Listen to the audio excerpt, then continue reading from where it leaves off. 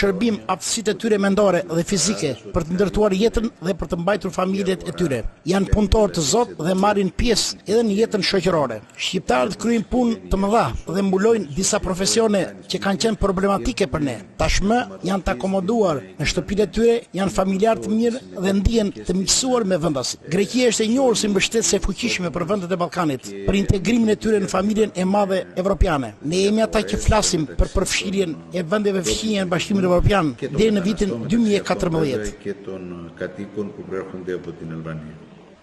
Pyetjes nëse keni ndjekur zhvillimet e fundit politike në Shqipëri, cili do të jetë mendimi juaj, zoti Kuzonakis?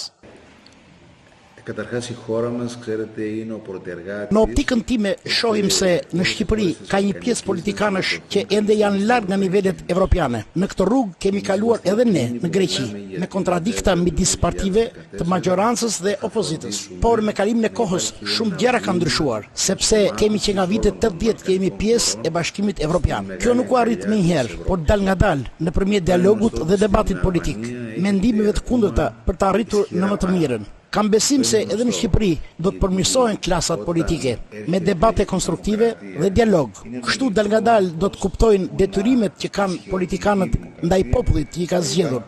Vetëm duke rritur besimin reciprok dhe duke respektuar marrëdhëniet me njëra tjetrën e duke forcuar marrëdhënien me popullin, kështu do të arrijnë në rezultate të mirë. Këto marrëdhënie forcohen dhe bëhen të qëndrueshme kur politikanët të mendojnë për interesat e popullit dhe zhvillimin e ekonomisë. Koha do t'i shërojë edhe ata politikanë që marrin votën dhe nuk mendojnë për të ardhmen e vendit.